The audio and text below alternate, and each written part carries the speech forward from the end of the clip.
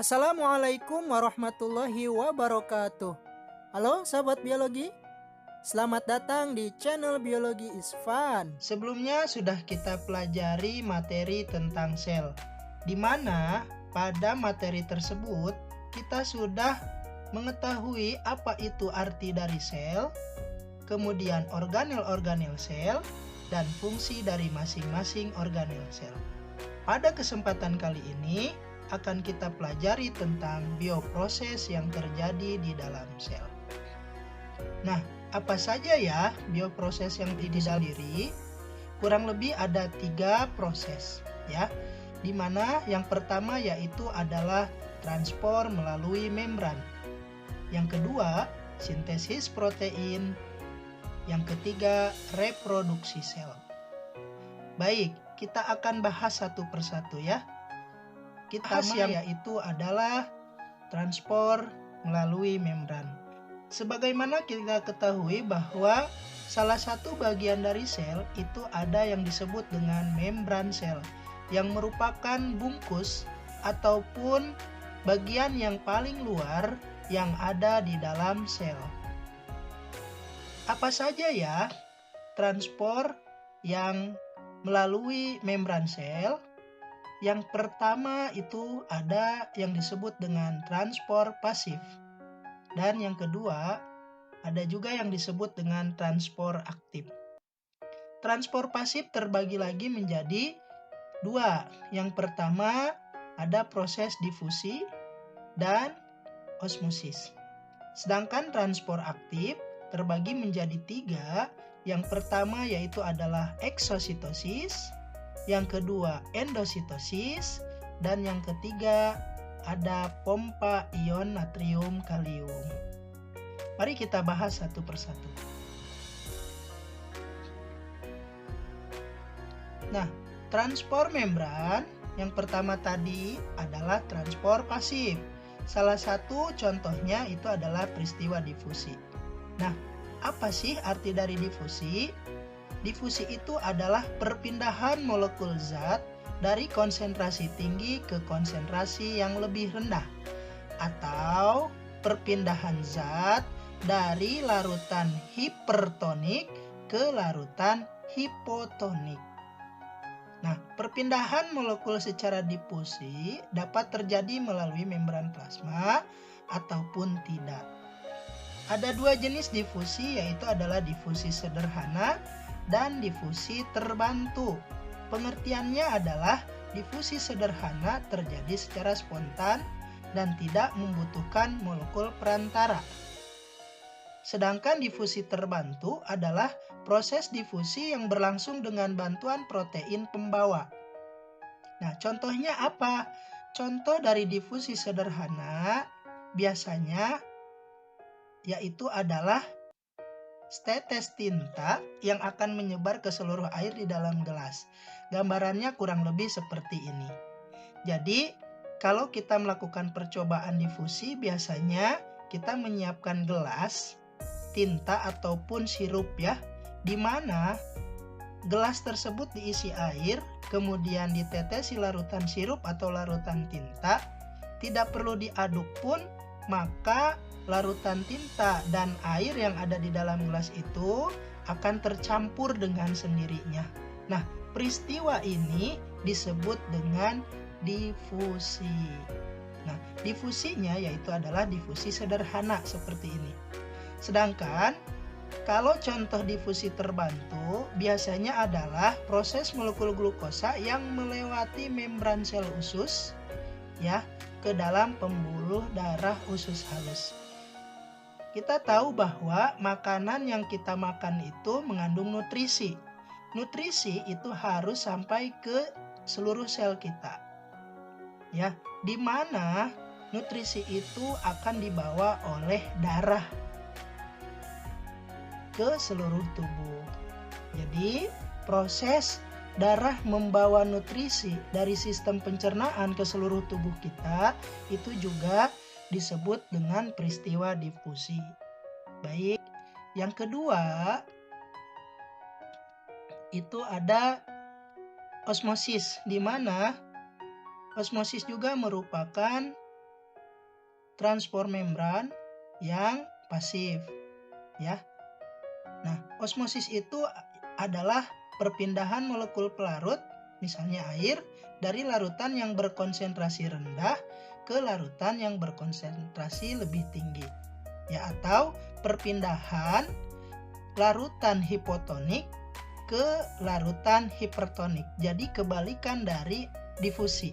Kalau difusi itu dari hipertonik ke hipotonik, sedangkan kalau osmosis dari hipotonik ke hipertonik. Ya, ada dua jenis difusi, yaitu endosmosis dan eksosmosis. Ya, bisa diperhatikan gambarnya. Ada sebuah percobaan seperti ini, yang mana misal ada dua larutan, kita beri nama larutan A dan larutan B. Di situ kalian bisa lihat ada titik-titik berwarna merah, ya.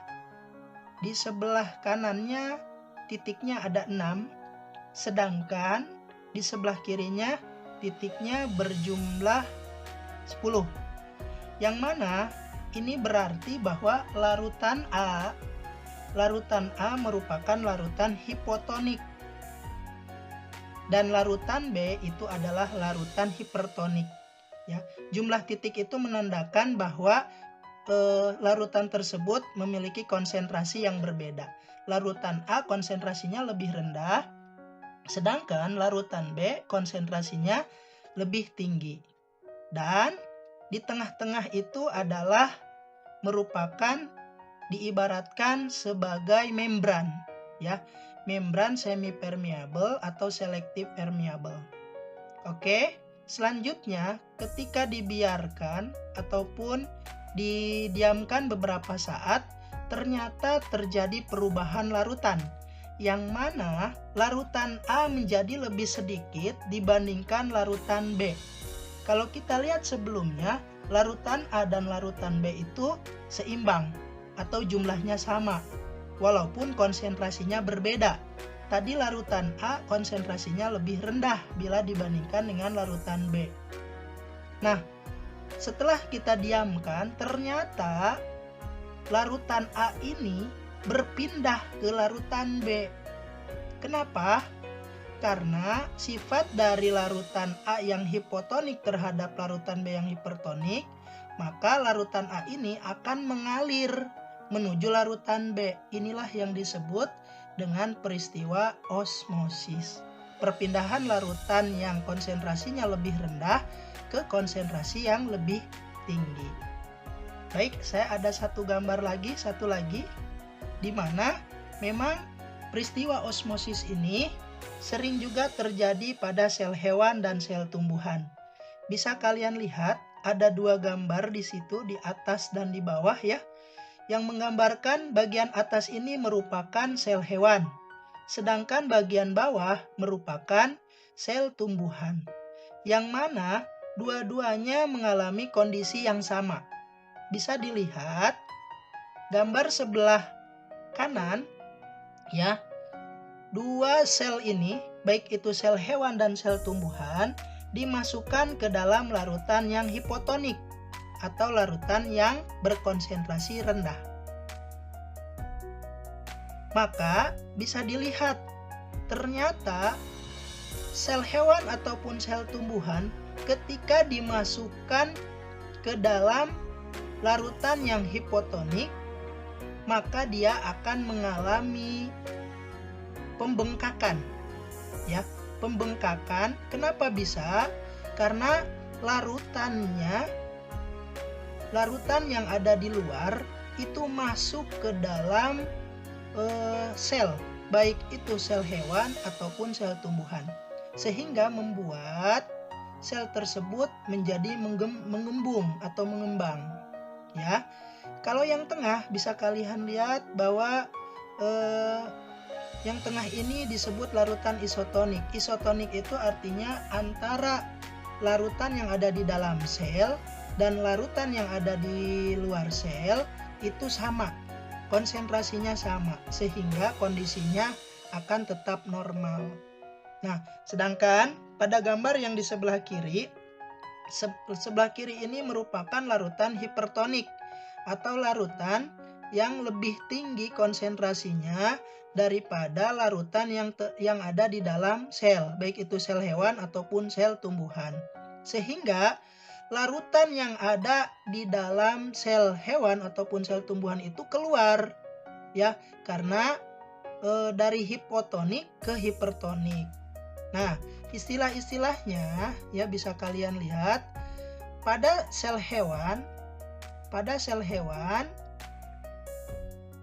ketika larutan yang ada di luar masuk ke dalam sel hewan sehingga menyebabkan pengembangan atau menjadi gembung, ini disebut dengan istilah lisis, ya, lisis ataupun nama lainnya adalah hemolisis.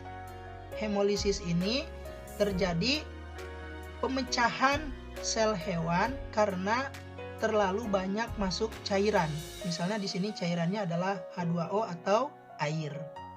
Sedangkan ketika cairan yang ada di sel hewan ini keluar dari dalam sel itu sendiri, ya, maka dia akan terjadi pengkerutan.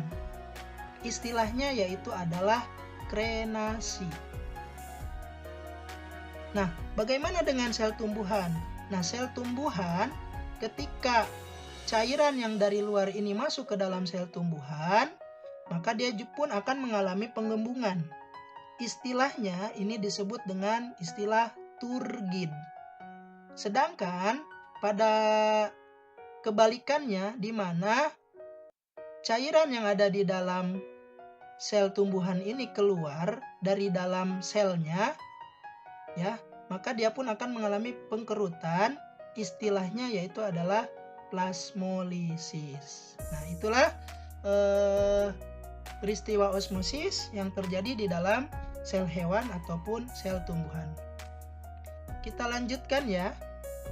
Selanjutnya yaitu adalah eksositosis. Eksositosis ini merupakan transport aktif ya di dalam transport membran.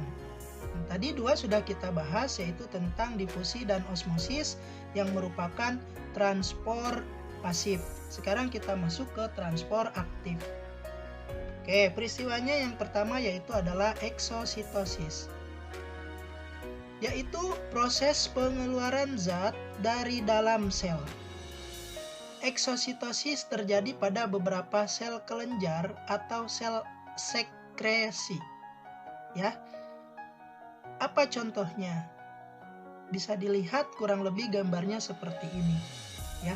Tubuh kita itu mengeluarkan sekret atau getah. Sekret atau getah yang kita keluarkan contohnya itu adalah enzim dan hormon. Nah, peristiwa pengeluaran enzim ataupun hormon yang terjadi di dalam tubuh kita itu bisa dikatakan sebagai contoh dari proses eksositosis, ya. Oke, lanjut. Yang kedua pada transport aktif itu adalah endositosis. Apa artinya? Merupakan proses pemasukan zat ke dalam sel. Kalau tadi pengeluaran, sekarang pemasukan zat. Ya, ada 3 macam endositosis, yaitu yang pertama fagositosis, pinositosis, dan endositosis yang diperantarai oleh reseptor. Bagaimana gambarnya? Bisa dilihat, ya. Fagositosis ini mungkin lebih ada kaitannya dengan proses atau sistem daya tahan tubuh kita, ya, sistem imunitas, di mana ketika ada benda asing, baik itu bibit penyakit ataupun benda asing lainnya yang masuk ke dalam tubuh kita, maka sistem imun kita ini akan melakukan perlawanan ataupun pertahanan tubuh. Nah, prosesnya itu bisa dikatakan sebagai contoh dari peristiwa fagositosis.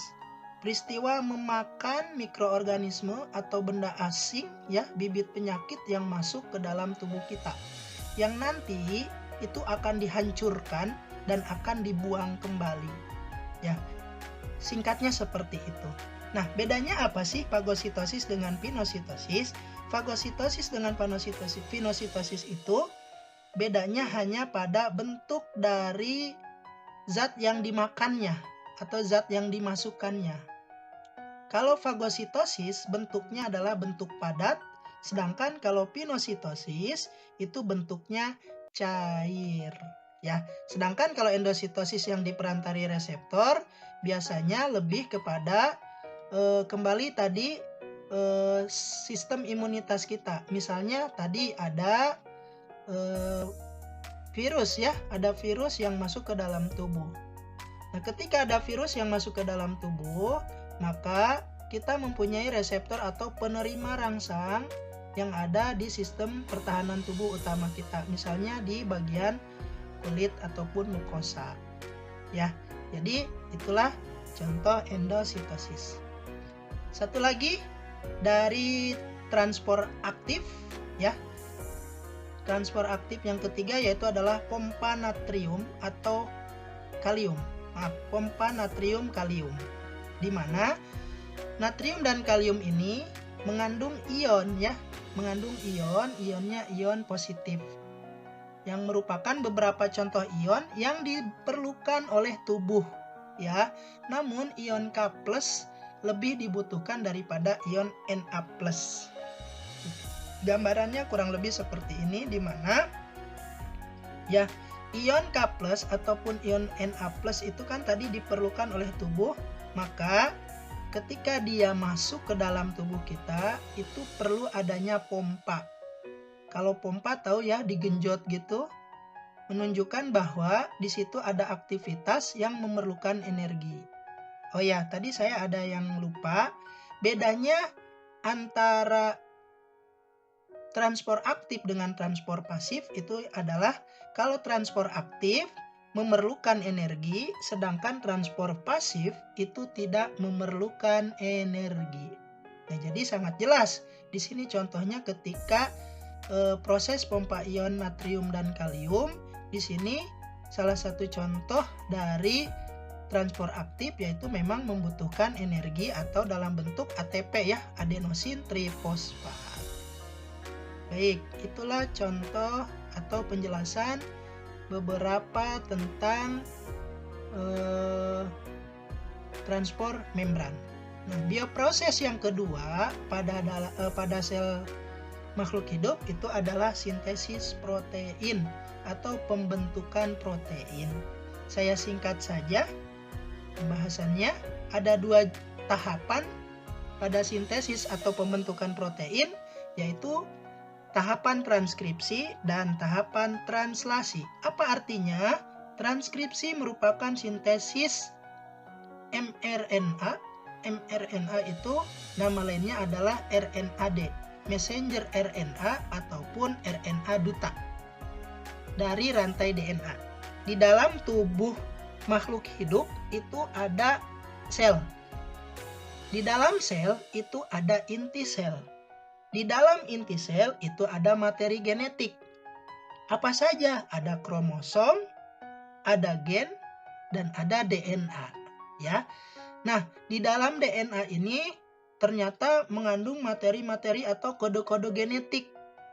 Yang DNA itu merupakan 2 rantai, ya. 2 rantai yang berpilin. Nah, ketika proses transkripsi, rantai tersebut akan dibelah dan akan dibentuklah sebuah RNA. Gitu. Jadi intinya apa? RNA itu terbentuk dari DNA. Itu saja dulu ya. Jadi saya tidak banyak-banyak karena nanti ini akan dibahas lagi di kelas 12. Jadi saya ulangi, RNA itu terbentuk dari DNA. Kalau DNA rantainya ada 2, kalau RNA rantainya hanya ada 1. Intinya adalah RNA terbentuk dari DNA. Prosesnya namanya transkripsi. Baik, tahapan selanjutnya yaitu adalah translasi. Ini berasal dari bahasa Inggris ya, translate artinya terjemah gitu ya. Jadi apa yang diterjemahkan? Yang diterjemahkan adalah kode genetik. Kode genetik dari mRNA oleh tRNA. Ya. mRNA ini disebut dengan kodon, tRNA itu disebut dengan antikodon. Kode genetiknya nanti ya. Jadi tidak kita bahas sekarang karena nanti takut kebanyakan. Baik, gambarannya kurang lebih seperti ini. Inilah gambaran tahapan dari transkripsi dan translasi. Tadi sudah saya sampaikan bahwa DNA itu rantainya ada 2. Dan RNA itu terbentuk dari DNA pada tahapan transkripsi. Gambarannya seperti ini ya. Kemudian untuk translasi ya, penterjemahan mRNA ya atau kode genetik yang dibawa oleh mRNA oleh tRNA, atau penterjemahan kode genetik yang dibawa oleh kodon oleh antikodon. Oke ya, kurang lebih seperti itu. Dan terjadinya di mana? Terjadinya transkripsi itu terjadi di nukleus ya. Sedangkan kalau translasi itu terjadi di ribosom. Ya, oke, sebelumnya kan sudah pernah belajar ya, fungsi dari ribosom itu adalah untuk sintesis protein. Selanjutnya, ketiga, pada bioproses di dalam sel itu adalah reproduksi sel. Nah, jadi ternyata sel di dalam tubuh makhluk hidup pun melakukan reproduksi ya. Reproduksinya seperti apa? Biasanya reproduksinya itu diartikan sebagai penggandaan dari sel itu sendiri. Jadi sel itu bisa menggandakan diri ya. Bisa menggandakan diri dari 1 menjadi 2, dari 2 menjadi 4, dari 4 menjadi 8, dari 8 menjadi 16 dan seterusnya. Itu salah satu contohnya. Nah, ada 3 jenis reproduksi sel yang harus diketahui. Yang pertama ada yang disebut dengan amitosis. Nah, amitosis ini biasanya terjadi pada sel prokariotik. Ya, masih ingat dengan istilah prokariotik? Prokariotik itu adalah ya, sel yang intinya tidak memiliki membran. Saya ulangi. Sel prokariotik itu adalah inti selnya atau nukleusnya tidak memiliki membran. Jadi kalau ada sel prokariotik, maka ketika dia akan mengalami pembelahan atau reproduksi, maka namanya adalah amitosis. Ini terjadi pada sel bakteri, ya kan? Jadi bakteri itu kan sifatnya prokariotik ya, contohnya. Yang kedua, itu ada yang disebut dengan mitosis. Mitosis ini biasanya terjadi pada sel tubuh atau sel somatis. Ya.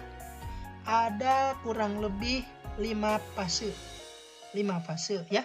5 fase ini diantaranya itu adalah tahap fase interfase, kemudian profase, metafase, anafase, dan telofase. Ya. Oke. Selanjutnya, yang ketiga itu ada yang disebut dengan meiosis. Meiosis ini terjadi pada sel kelamin. Ya, sel kelamin contohnya pada sel kelamin manusia ada 2 ya, sel kelamin jantan dan sel kelamin betina. Sel kelamin jantan kita sebut dengan sperma, sedangkan sel kelamin betina itu adalah ovum. Nah, meiosis ini dialami oleh sperma dan ovum ya. Karena memang proses meiosis ini terjadinya pada sel kelamin di mana tahapannya lumayan lebih banyak bila dibandingkan dengan pembelahan mitosis. Kalau mitosis itu terjadi di tubuh, sedangkan meiosis terjadi di sel kelamin. Nah, perbedaannya juga terjadi pada jumlah anak yang dihasilkan atau pada jumlah hasil dari pembelahan itu sendiri. Kalau pembelahan mitosis itu akan menghasilkan anak hanya 2. Jadi sekali pembelahan itu 2. Yang satu akan menjadi 2. Sedangkan kalau meiosis pada satu kali pembelahan itu akan menghasilkan 4 anak atau 4 hasil dari pembelahan itu ya, 4 sel. Karena dia melewati 2 fase. Ya, 2 fase meiosis yaitu meiosis 1 dan meiosis 2. Sedangkan untuk fasenya sebetulnya sama saja seperti fase mitosis, yaitu melewati fase profase, metafase, anafase, dan telofase. Itu saja yang bisa saya dapat sampaikan pada kesempatan kali ini di materi bioproses yang terjadi di dalam sel. Kurang lebihnya mohon maaf. Mudah-mudahan apa yang saya sampaikan bisa bermanfaat dan bisa dipahami oleh kalian semua. Jika suka dengan videonya, jangan lupa klik like and subscribe ya. Terima kasih. Wassalamualaikum warahmatullahi wabarakatuh.